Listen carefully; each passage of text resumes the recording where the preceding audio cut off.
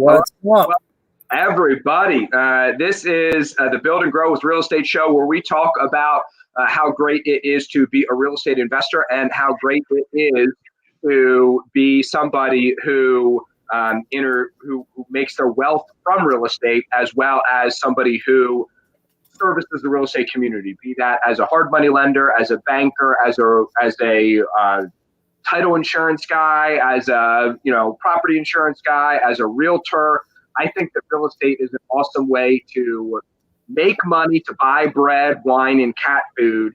And I think it's also a great way to save for tomorrow and build wealth for tomorrow and create generational wealth and change your family tree. And that is what we are here and talk about on the Build and Grow with Real Estate show. Guys, tag your friends. If you know somebody who is a real estate agent or is a property appraiser or who is a real estate investor, tag them so that they can see the show and get on it. We have between 600 and 1,200 eyeballs who watch this show. We are very blessed by the audience that we have, mostly Central Pennsylvania focused, but we've certainly got people all up and down the Eastern Seaboard. And Josh and I, what we do, I'm a realtor. And I am a and I run a property management company, but I'm also a real estate investor. Josh, right over here, is a hard money lender, and he is a real estate investor himself. So both of us do both things at the same time. Anthony Lynam, who was our guest today. So Josh and I oftentimes bring great, wonderful content, and then from time to time we have guests on. And these are guests that we know who are from our area and from our sphere of influence. We wouldn't just have national speakers on who, I don't know if they're actually doing any business. I can tell you right now for a fact that Anthony Lynam is a rock star, crushing it in the business. He and I grew up together. Like, I've known Anthony for it's got to be 20 years now almost. I mean, I remember when we were both young, poor, and dumb, pretended to be real estate investors, and we both kind of have matured over the time. And so Anthony is our guest today. And Anthony, tell us about yourself. I mean, we usually go through some questions. Why real estate? What did you do before real estate? What was your life lacking that you said, I want to get into real estate? And kind of what's your journey through real estate been? So just kind of take us through that, man. Yeah, so that would be a really long story. Like you said, I mean, we've known each other for 20 years. You could probably tell the story better than I can, but just have done a lot of different things. First off, I'm just grateful to be out of quarantine because I got COVID at the beginning of January. This is literally my first day to the office since January 7th. Oh, then you guys throw me on here and I'm like, holy cow, look at this COVID hair. And I was like, man, then I see Judah and I'm like, it's cool. It kind of looks like Judah's do, I had people calling me yesterday after the show, John. People calling me saying, Judah, you look rough on the show. Are you all right? Is everything okay? That's so funny. I'm just grateful to be here, and thanks for having me back on. The last time we talked, we were really talking about the market and, what was COVID doing to the market. Josh, the last time we were on here together, and at that time I was working for COR Property Group in York as the COO. We were buying 45 a month, flipping 35. So pretty used to high volume, high capacity type organizations just over it was wild. Over my life, just really have built teams and businesses. So I've owned my own brokerage, currently team leader at the Keller Williams office on the West Shore, Keller Williams Central PA, helping teams build their businesses, helping people get to financial freedom, just helping really people reach their life goals, right? I also have a coaching business, so I'm coaching currently 3 large teams. The Mid-Atlantic region is what I call it. So I have a team in Buffalo, New York, Pittsburgh, and Norfolk. Just working with them to help them build their business. So the topic for today was perfect. I'm like, yep, that's probably me in a nutshell. Just helping people build businesses, get out of their business, get out of the way. Yeah. So, I mean, if you think about, if you ask somebody, why do you want to start your own business? What is the number one answer? Just give me like 2 examples. I hate Money. Hate my job, hate Judah- working for somebody else, and I want financial freedom. You have Right? Judah Go ahead. has the God voice right now. It's like the echoey, deep. I don't know what's up with that. Let's say something, Judah, real quick. I'm sorry to divert you. No, it's okay. I think that it's because it's coming reverb through Anthony speakers. Perfect. All right. I speak less loudly. Okay. Technical difficulties overcome. Anthony, I'm sorry. I would say money and bikini clad women on beaches. Like that's what people are after. All right, you're going to find those people too. Well, guess what? You can go to the beach more often if you get yourself out of the business. Don't be in the business. Yep. So that's just it. And then we all have our strengths and weaknesses. So go ahead, Josh. Are you getting reverb when I talk, or no? You're great. I just have a bad tendency to talk over people, so that's a personal problem. Yeah, sorry. No problem. You can interrupt me anytime. Shoot, just go. Well, go ahead. I want to touch on that. All right, so you left CR Home Buyers recently. Before that, you started your own brokerage. Mm-hmm. You're coaching people now. You know, it sounds to me like you left one job and you took like 15. And you're like, oh, one's not enough. This isn't enough of a challenge. Let me spread myself a little more thin. What was it for you that was like the impetus? You know, I mean, it's we talked yesterday or the other day about controlling your own time. How do you do that when you've got so many commitments in so many different areas? It's all planning and vision. Right. So if you cast a big enough vision, then people will want to come with you and be a part of that vision. Mm-hmm. And as long as you plan things well for them to execute well, then they'll have a clear vision of what they need to do. And you'll have a clear plan of what needs accomplished. That's leadership. Right. And you empower them to then do those things without you breathing down their neck. You can do that easily by just keeping track of things on scoreboards and in your systems, so that you're tracking results and there's self-accountability. So that's the full circle, right? Yeah. The reality is, how am I able to do all of these things and keep it organized and still have time with my family, right? Yeah. Well, that involves systems, processes, and vision. Okay. Pretty simple, right? So I coach to those 3 things: vision, systems, and processes. And then it's easy to just delegate things to people, because they want to be a part of your vision and it's clear to them what they're supposed to do on a daily basis. And I don't have to micromanage them, so it doesn't take any more of my time.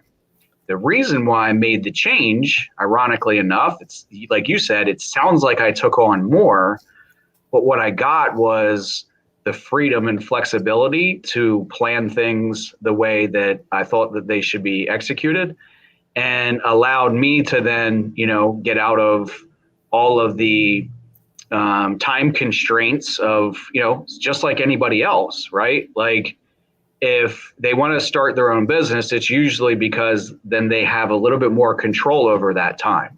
Mm-hmm. And I've just been teaching time management and organizational skills and processes and procedures and systems for so long. Like it's easy for me to start a coaching business and then delegate half of what it takes to start the coaching business and do those things, right, and get myself out of it quickly. So what I gained was freedom of my time and organization to pursue the goals I wanted to pursue. And that gave me back more time to be with my family. And that's why I made the change. Yeah. Was because I set measurements for my family. I'd said, okay, I want to get my kids on the bus every day. I want to be home for dinner every night. And I want to have, and this was actually inspired by one of my former employees, that I want to have 6 to 8 with my family. Like nothing's coming into that time. Right. And then I realized, I'm like, wow, like this business over here, that's amazing, but it's driving my time. It's controlling my time. Mm-hmm.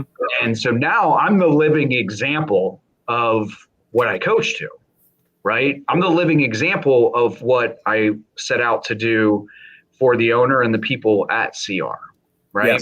Yes. Is, hey, if you go do these things, you run your business this way, you can get your time back, you can keep your day organized well enough, delegate all this stuff out, and do what you're really great and what you love. right? That's what everybody should be doing. That's the other reason why people start their own business. So that was it for me. And I'm like, okay, well, if I'm going to teach this, preach it like it's me, I'm going to live it. Yeah. Go ahead. Sorry, so I have a question here. So I'm going to talk quietly so we don't get the reverb. So Jonna says here that she finds plenty of people who work for themselves. Jonna's a financial planner, so she's a money manager. So she obviously works with a whole bunch of high net worth individuals or would be high net worth individuals. And she says here in the comments that she finds a whole lot of people who work for themselves because they're not good employees. So what do you do, Anthony, when you're working with somebody who, in order to create a vision and create a plan and have that leadership, you've got to first have a whole lot of self-discipline. So how do you, let's talk about the importance of having self-discipline, or what maybe some things somebody can do if they're recognizing, gee, before I get from point A to point B, I almost have to go to point A1, which is, beat the shit out of myself a little bit and make myself not such a worthless human being. Wow. Yeah. So step one is a vision for you and your family and your company for 2 to 5 years from now, right? So you set a 5-year vision. How do you do that? Well, first, ask yourself the big why exercise. Why do you do what you do? And you go 3 layers deep on that. Yeah. Right. So why do you do what you do? Well, I like helping people. Why is that important to you? Well, because I like seeing the impact I can have on their lives. Why is that important to you? Well, I feel a responsibility to have the greatest impact that I possibly can because I've been given so much, right? Because I've been given great mentors and great coaches and great systems and processes, right? Like all those things were really given to me. So that's me. I just gave you my big why exercise. Why do I do what I do? To create a vision for yourself, you can start with a big why exercise. One thing I learned in this most recent transition in my life was I did a life story with Keller Williams. Blew my mind. It's real simple, right? Go back to your first job and then go map out every job that you've ever had to where you are right now and ask yourself these 3 questions. What did I love, right? What did I learn? And why did I leave? What did you love? What did you learn? And why did you leave? You map that out for every position in your life story. You go back and circle all the consistencies. Yeah. That's you. Now you know thyself, right? And now you have a vision. You have your big why, what you're driving towards, what's going to help you wake up and do what you do every day. Part of that vision is your drives and your motivators. So what drives you on a daily basis? What will make you feel completely fulfilled on a daily basis? Your drives and motivators. And then what's the one thing that's going to change your life over the next year? And you begin to ask yourself these questions, you'll have a completely clear vision of your life. The life story will tell you why you've done everything you've done or made the decisions you made in your life, why you've pursued the things that you wanted to pursue. So that's the vision, right? Then you turn the vision into a strategic plan. So your question was, well, how do I learn myself first, right? How do I know where I'm supposed to go? Well, you look into your past. You look into your past for your life story, and you look to the future. Why are you doing what you do? And you drive towards the why. That's your big vision. Yeah. Then to put a plan together, you just turn that into measurables. You say, hey, like my 5-year vision has these 4 things in it. I want to, have 100 units that I own. I want to be able to fix and flip 20 properties per year.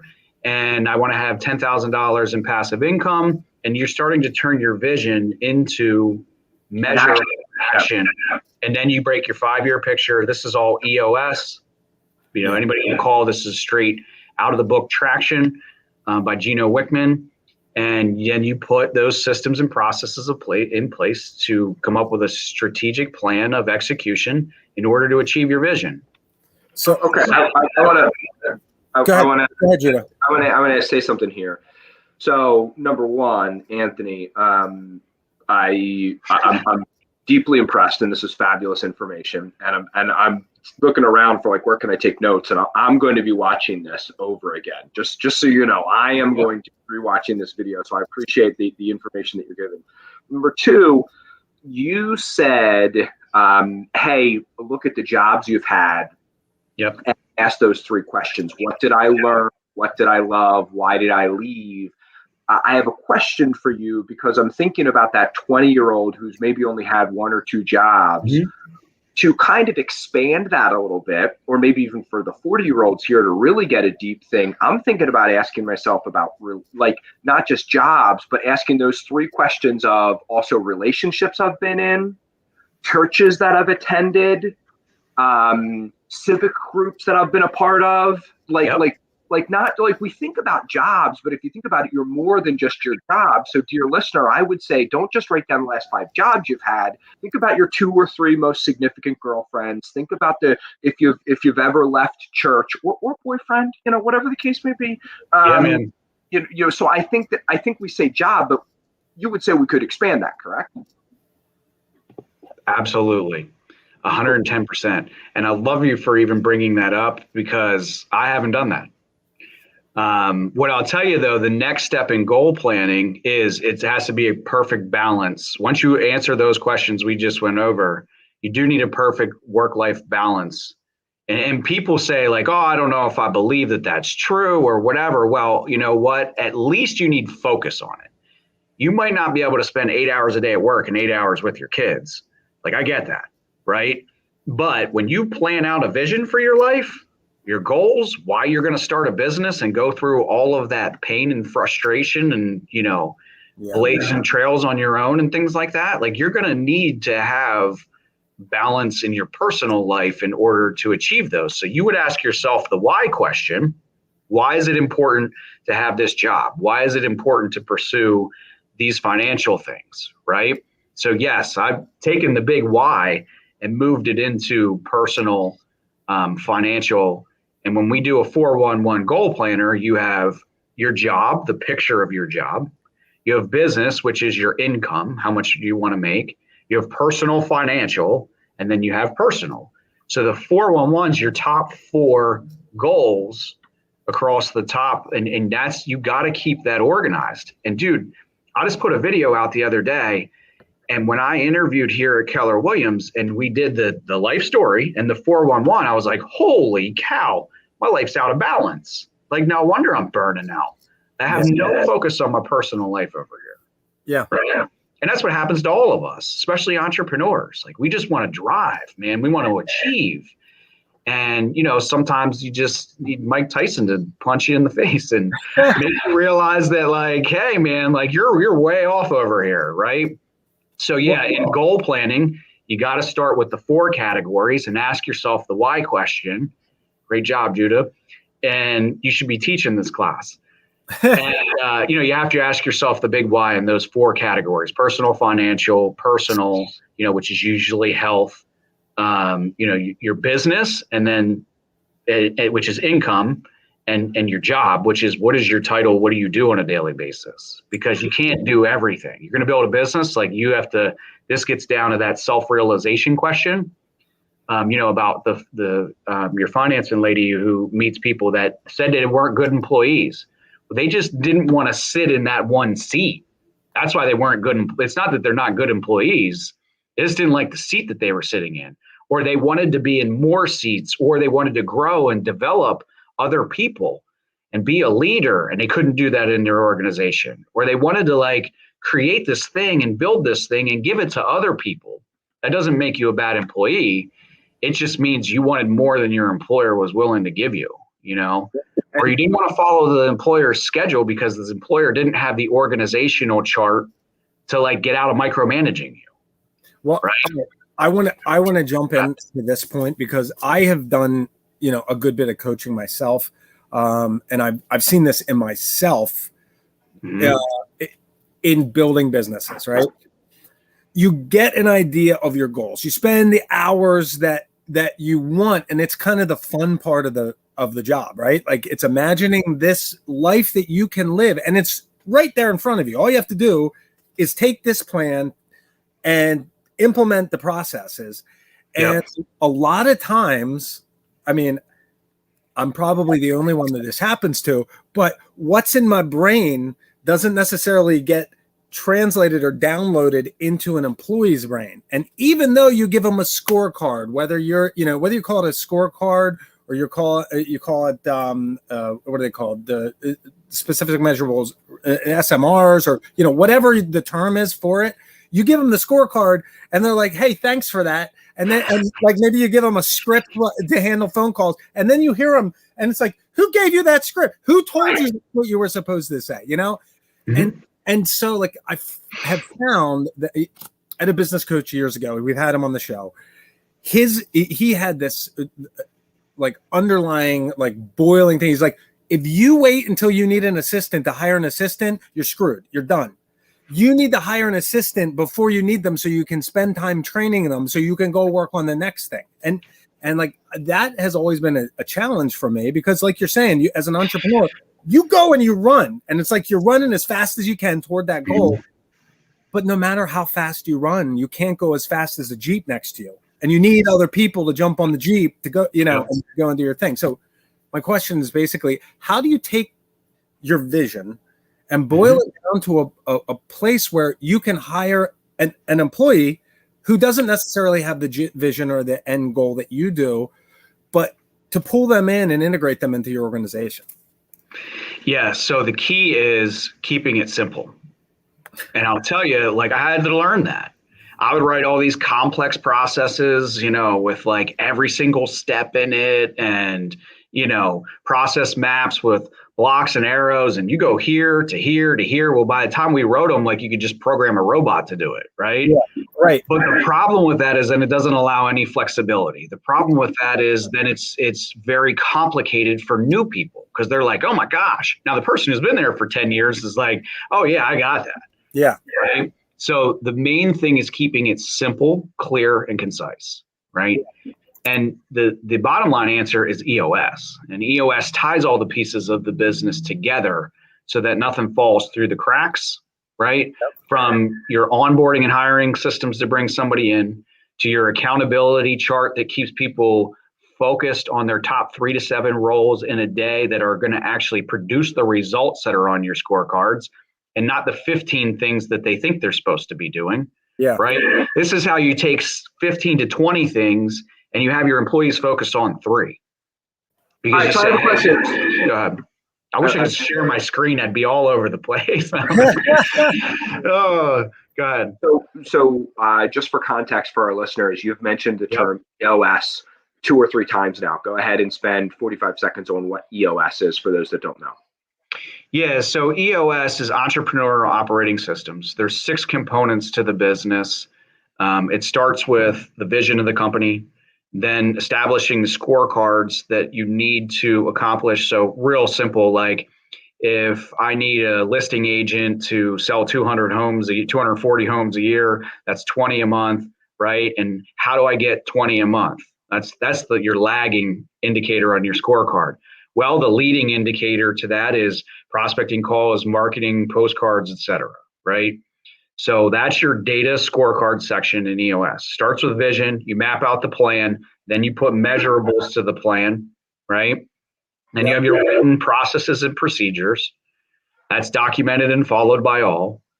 Then you have meetings, which is called traction, and that's once a week meetings to resolve issues. Make sure your scorecards are hitting the right targets. And then your rocks, which are your quarterly goals. Those are handled once a week in a meeting. You have daily huddles that's part of your meetings. And then you have monthly meetings with the company where, again, all of these things are reviewed and everybody's open and honest about sharing results, production, issues, specifically important for you to resolve issues on a weekly and monthly basis, right? Gives you an avenue for people to bring those things into these exercises and resolve issues, because otherwise they're going to kill your production or kill people, right? So then that's issues is actually the 4th component, or 5th component rather, and then the right people in the right seats, which is your accountability chart and your hiring processes, including behavioral assessments that puts people in the right seat. Well, what does that mean? Well, what that means is everybody's in the job that they absolutely love and they're great at. And our goal as leaders is to get them into that position. And yeah, they're going to have to do some things that they don't really want to do, but eventually get those things off of their plate and into somebody else's plate who really loves to do those things. So EOS is that system, the wheel I just gave you, on how you run your business and consistently resolve issues, consistently communicate your value, consistently communicate the written processes and procedures, and consistently put people into positions that they love. Have happy employees because they know your vision, they know what they're supposed to do on a daily basis, so they don't need to be micromanaged, and then they're doing the tasks that they absolutely love. That's EOS. Got it. That's awesome. Yeah, that was more than 45 seconds. That was a better explanation than what I would have been able to give. But I don't teach and live EOS the way you do. I would have said scorecards to defined measurables and defined work responsibilities so that you don't have people working outside their lane.